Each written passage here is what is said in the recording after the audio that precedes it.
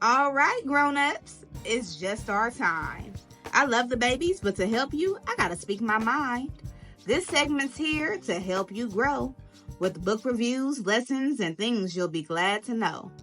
If your little one's restless or looking to play, send them to my other playlist. The read-alouds there will brighten their day.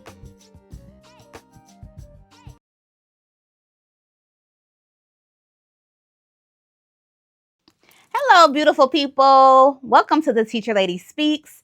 I'm Miss Erica, the Teacher Lady, your fairy godparent when it comes to sharing joyful stories and growing young minds. Here on this segment of the Teacher Lady Show, we use my experience.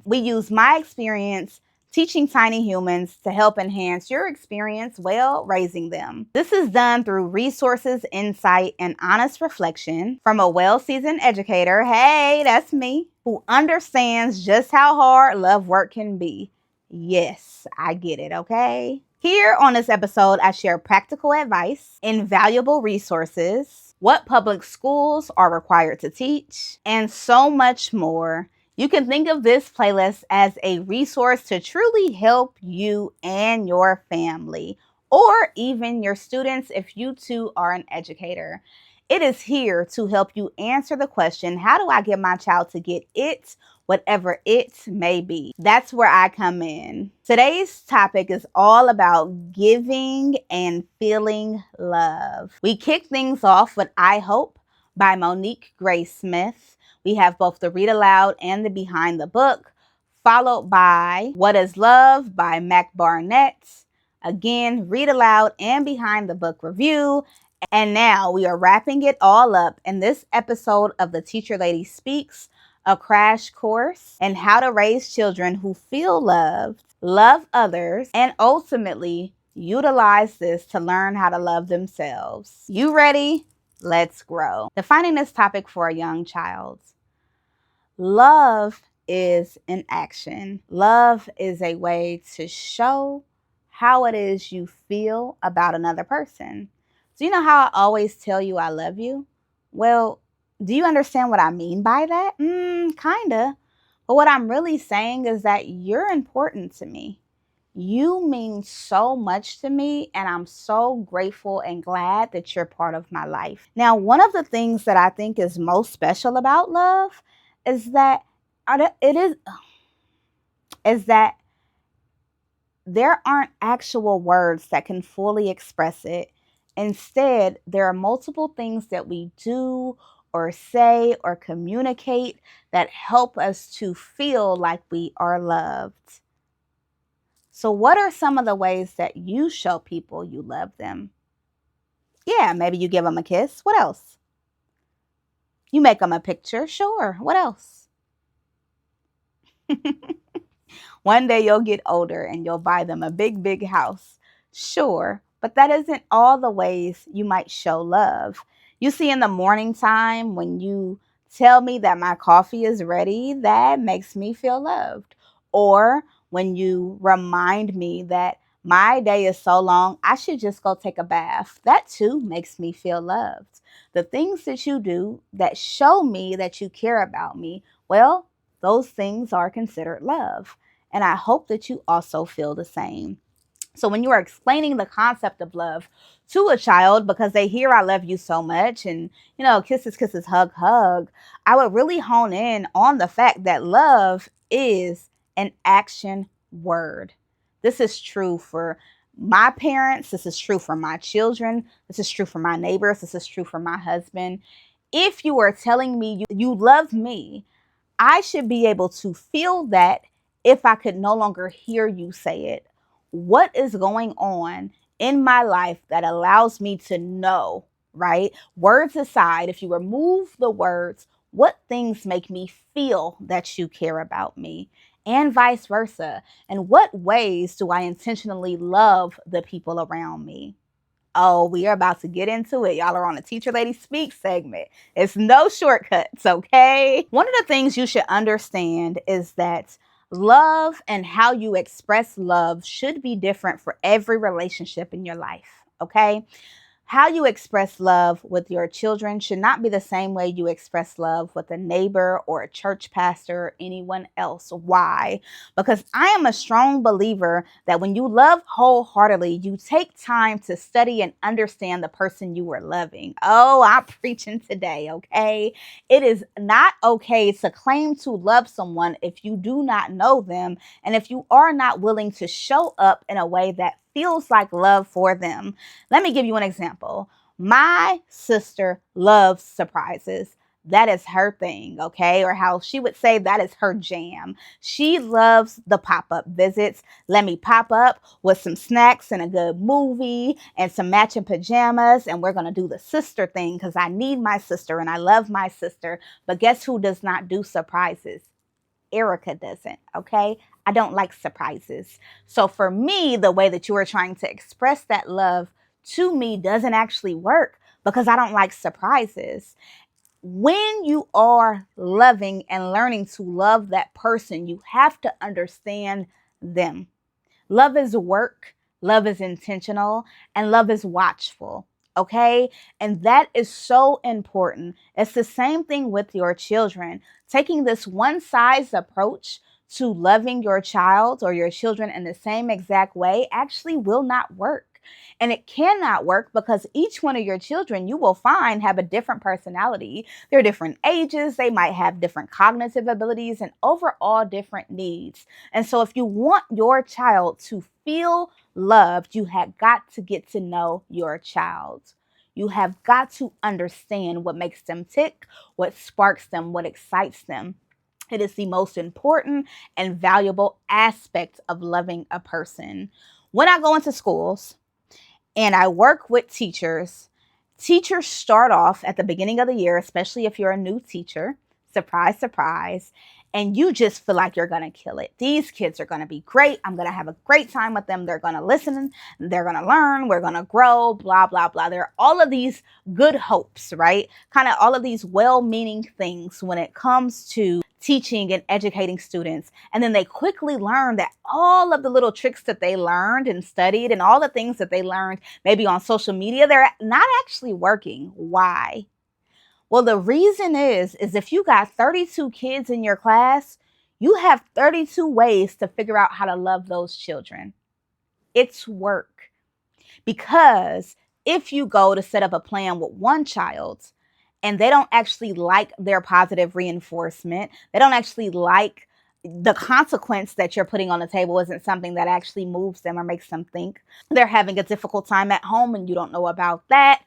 They need more rest, which is why they keep falling asleep. There are so many variations and layers to people that if you don't know them and understand them, how can you say that you love them? It doesn't make sense. Now, when you study that child, when you build that relationship and that connection with that child, but hold those boundaries and you start to express that love through learning them and through taking time to learn them, you will see a shift in behavior because you have built the trust and they can feel that you care. Love is an action word. Cards are cute. Messages and poems mean something, but nothing will drive home the message that I love you and I care about you like studying and understanding that person. The same is true for your children. And on the flip side, as you were teaching children how to love, teach them to start to see people on an individual basis. One of my issues with this saying of I don't see color is that if you don't see color, you don't see me and you can't understand and get to know me in a way that works for me. You have got to see the person, okay? When you're working with children, teach them the same. I'm going to use this example. So I am in this group of educators and we all talk. And one of the things that came up was there were two friends and all of a sudden one friend hauled off and they punched the other friend. And it threw everybody off because neither one of these children were like physically aggressive in any way. They're relatively like quiet or kind of chill. It was just an odd thing to do. When the two children sat down, and this is one of the reasons why I love restorative justice practices, because it's important to understand who you harmed and why they felt harm, okay? But when the two children sat down, It was discovered that one child had been calling the other child a nickname, nothing mean, just different from the name that they were born with. And that child did not get consent or permission to start calling them this nickname. And after so long of being called this nickname, the child got angry and punched the other child. Now, for child A, who was saying the nickname, that's how he expresses love. I give all my friends nicknames. I have nicknames for my mom and my dad. I have nicknames for my cat. Everybody who I love and care about gets a nickname. Actually, if you don't have a nickname, it's because I'm kind of neutral when it comes to you. But if I love you and I care about you, I give you a nickname. And the other child is like, nah, if you love me and care about me, call me by the name that I was given, because that ain't my name. And so it's super important because both of the children meant well, right? The boy who was calling his child the name really thought he was doing this like embrace of friendship. And the child who had originally built the relationship with the boy was super excited about that too. And then it went left when the first child did not take the time to understand how that kid feels loved. How do they go about friendship? To love means to be intentional and to be focused. Okay, we're going to keep it pushing. What can you expect your children to learn about the topic of love in school? Does school teach children how to feel love or how to give love? As always, we compare two states to kind of find out this answer. We look at the state of California and their curriculum, as well as the state of Texas and their curriculum. We put them together to help you to understand what it is your child might be learning. Now, in the state of California, there was a health education framework adopted in May of 2019, and it's utilized to help educators explore topics like mental health, emotional and social health or well-being, and even interpersonal communication. However, it is not mandatory. So these are what we call guidelines. It's California's way of saying, hey, I think this information is valuable. Here are some ways in which you may want to teach it, but it is not a mandated part of curriculum. And when it's not a mandated part of curriculum, it means your child may or may not be talking about the subject in class. That's heavily going to depend on the individual school district. So, you know, with our curriculum, we start at a state level. There are things that California as the state mandate all classrooms teach, right?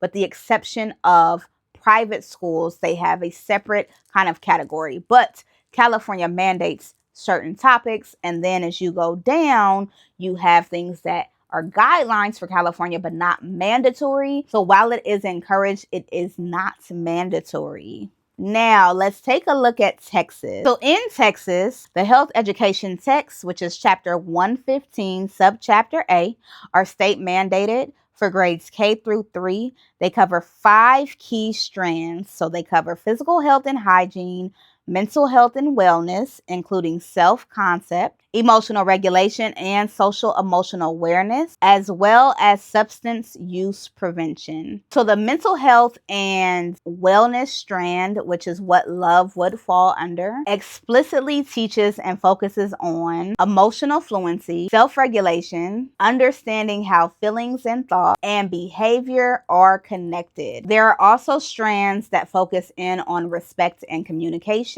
across elementary grades. So in California, there are guidelines, and in Texas, I would say it's more focused on emotional regulation than how to feel and give love. Those are not explicitly taught. So I was actually excited to find that Texas actually does provide some things in their curriculum, but it is more based on self-regulation and honestly how your child is going to impact or affect other people, and less about how they're going to feel loved. As always, regardless of whether or not it is mandatory, how your child learns is going to determine whether or not they actually understand what is being taught. And this is why I say, if a topic is important to you, if it's something that your child needs to know, you are going to have to be responsible and take initiative in making sure that they learn it. Resources. So these are some resources that you can use to teach your child about love, even empathy and overall connection, because there's definitely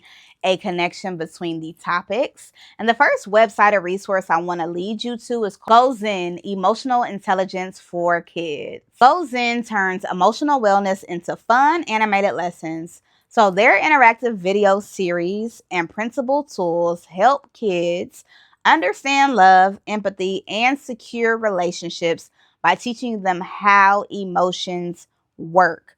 Okay. I love this website because so often there is a disconnect between love and emotion, and baby, they are hand in hand. They go together real bad. Okay. The more that your child understands their emotion, the more that they understand how other people operate and work, the better they will be to be able to love people with intention, and that includes themselves. Yes. The next resource is a super fun one, and it's called the Empathy Circle game. This physical card-based or printable game helps kids to practice real listening, perspective taking, and emotional connection in fun, low-pressure ways. So each round invites players to share their stories and to mirror each other's feelings. Overall, I really appreciate this resource because so often there are misunderstandings because I don't understand or see your perspective. I'm going to give you a perfect example of how this game could be helpful. My daughter was playing tag and it was her turn to be caught. And so she's running and she stops running and she says, "I'm tired, I need a break." And the person who was about to tag her gets upset and they're like, "No, you're just saying that because I was about to tag you." And then they go back and forth. Well, when I picked my daughter up from school, she explains the situation and she's pretty upset. She's like, "I did need a break. I wasn't cheating. She kept saying I was cheating. I don't understand." And I was able to explain, well, if I were playing tag with you, I would think the same thing. As soon as I was about to catch you, all of a sudden you needed a break. How does that make me feel? And she was like, "Yeah, I could see why that would be a problem, right?" And so we kind of went over some alternatives. One, don't get that tired. Take a break before it's your time to be tagged so that it doesn't come across that way. Or two, let her know, "Yep, you got me, but let me take a second, drink some water, and then I'll be right back to continue playing. And when I come back, I'll be it." When you can share the perspective of the other person, it will help to grow your child's emotional intelligence, but also their overall connections to the people around them. And that is how you build relationships. Practice love in the moment. That's how you practice being able to see the person in front of you. Okay. So I like this game because it helps to promote things like that, seeing things from the other perspective. And the last resource that I will share for now, that's why you need to be locked into my newsletter, is the Moshi app. This is going to have your social emotional games, stories, and even meditations. So in addition, of course, you can check out I Hope as well as What is Love, because those are also resources that we talk about and read this week. So many resources, but ultimately you as the caregiver, as the friend, as the neighbor, or the teacher watching this will always be the best resource for the child you had in mind when you clicked on this episode. Now, when I talk about resources, I am starting to understand that we might not even know how to utilize the resources. So let me tell you some ways in which you can use these resources. One is repetition. If you read the book one time, if you put them on the app one time, if you say the thing one time, it is going to be forgotten. Teaching anything to children involves repetition, okay? That whole saying, "I shouldn't have to repeat myself," is some nonsense, because with children, you constantly repeat yourself. And the same is true for these resources.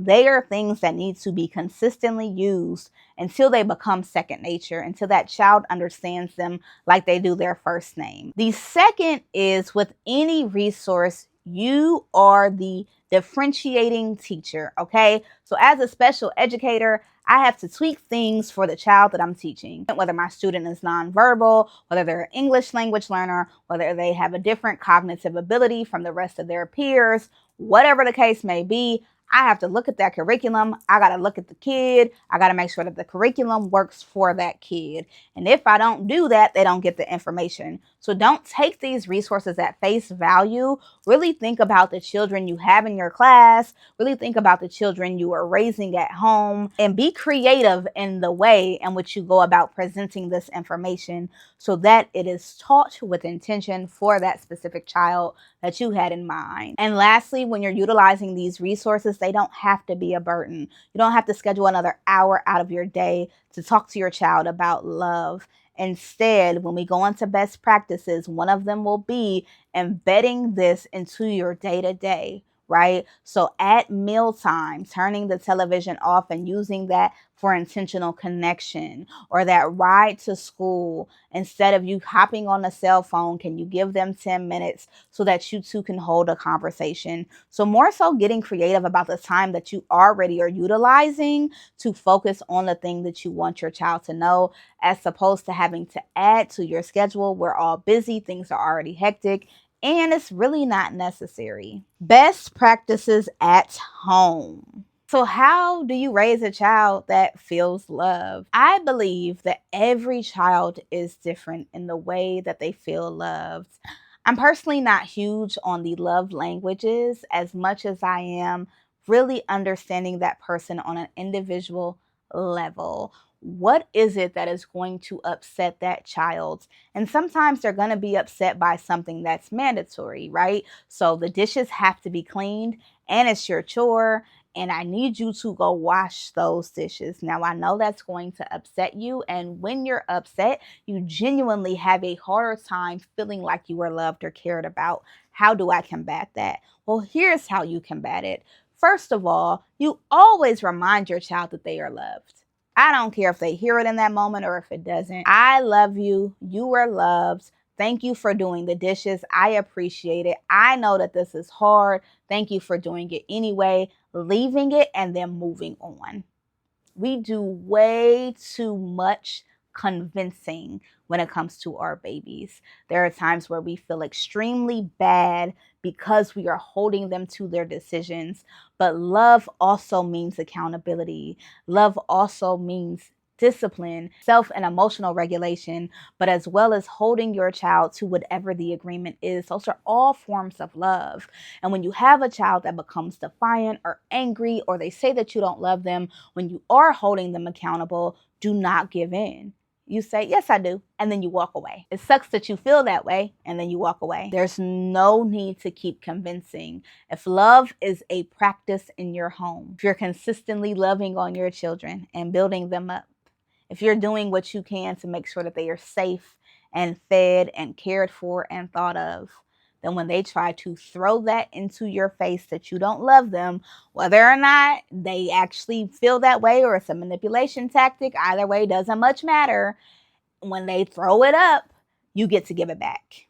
Normalize giving children back their statements. It sucks that you feel that way. I love you. Go ahead and finish those dishes. And then you keep it pushing. You do not have to give in. You don't have to get into this convincing. And honestly, the same is true of your relationships, your boyfriend, your girlfriend, your neighbor. You don't have to convince.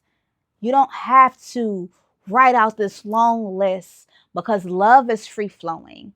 And when I love someone, it is automatic for me to think about them. It's automatic for me to care for them. It doesn't have to be all of these extra things. And the same is true for your child. Get to know your child so that when you understand what their version of the dishes are, you can combat it before it starts. Hey, I know you're about to go do the dishes. I know you don't like them. Thank you for showing up anyway. And then you move and you let them have them dishes. It was a couple of best practices in that little speech, but let's keep going. Another best practice is one that I'm actually still working on myself. And that is, instead of saying I love you, what can you say instead? I feel like we rely on saying I love you a lot. But instead, what are the alternatives? You know, Whether that is an affirmation of like, I know you're going to have an awesome day. Reach out if things get a little rough. That is saying I love you without saying I love you. And because I love you has become such a default statement for expression of love, I would encourage you and push you to find the things that your child is going to be able to connect to. I write these notes in my daughter's lunch, and on the notes, I'll often write, "You are loved." It's kind of my like default saying. You'll see that anywhere you see me. You are loved. You are loved. And my daughter tells me, and I couldn't be mad at it, the audacity, very much so, but I raised her. She goes, "Well, what else?" And I was like, "What you mean, what else?" She was like, "You could put other things on my Post-its." And I was like, "I could." And I wanted to be like, "Or I could put nothing on your Post-it." But we are getting to know that person for that person so that we can love them to the best of our ability on their behalf. And so I heard her out. And to be honest, she had a valid point. How much more effort would it feel like I had if I wrote something different each day, right? How does that make her feel? How does it land for her? For me, baby, just bringing a lunch would have been enough. You ain't got to write nothing. Just give me the lunch and I'm happy, right? For her, it really is like, I know I'm loved because you've told me 32 times the last 32 days. Can we get more creative? And I had two ways to kind of examine this. I could have definitely examined it like the audacity of you. And, I didn't have to do nothing and kind of, which a lot of us millennials do. And I did for a second, but I didn't allow myself to stay there. When I was able to clear my own, I don't know, pride or whatever it was that I was feeling, and I was able to hear her, I was like, you know what? It's the same amount of time. It just takes a little bit more thought work. I'll change up your notes, no worries. Her dad was given the same message. Change that note up. And we've been changing notes up ever since. So make it a best practice to allow your child to teach you some of the ways that they feel cared about. But you got to be open to listening. Some of your relationships with your children are so damaged because every time they open their mouth, you shut them down. So now they don't like you. And if they don't like you, they're not going to talk to you. And if they don't talk to you, how are you supposed to convey and communicate and show them love? And you don't even know who they are. When to seek help. Your child refuses to receive any form of affection or love or communication about love. They shut down. They go into a corner. Everything about it gives them the ick. Well, make sure that they're okay. They might be okay and it's just not for them. But overall, whenever you have a question about your child's mental health or well-being, baby, the Teacher Lady Show, as great as it is not enough.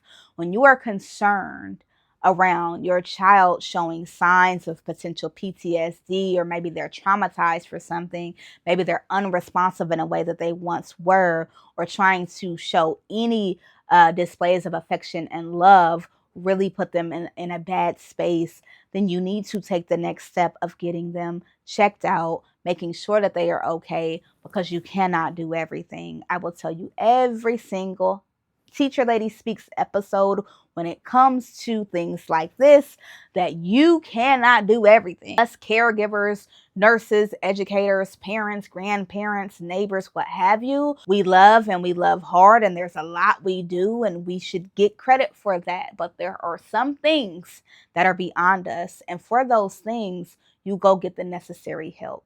So if your child is really, really struggling with self-esteem and connection, with any sort of regulation to a degree that you just cannot unlock, it is okay to go to a doctor, go to a guidance counselor, get them in some support groups, and really figure out how to best help your baby, because that is the ultimate form of love.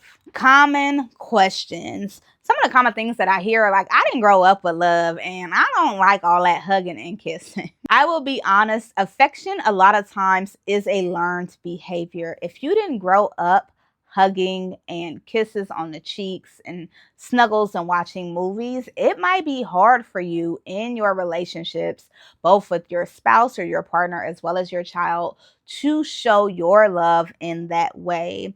And to that, I would say that children definitely deserve, when they want to and when they consent to it, to have that hug and to have that kiss on the cheek. But you do not need to overdo it. Love is about balance. It really is a give or take. It really is a matter of sacrificing, but not to the point of your own detriment and harm. Let me give you an example. My daughter went to somebody else's house and had raisins. She discovered she likes raisins. She feels like they're a decent snack. She came home. She asked me, "Can you buy me raisins?" And I said, "Absolutely not." And she said, "Why?" And I said, "Because they look like roaches."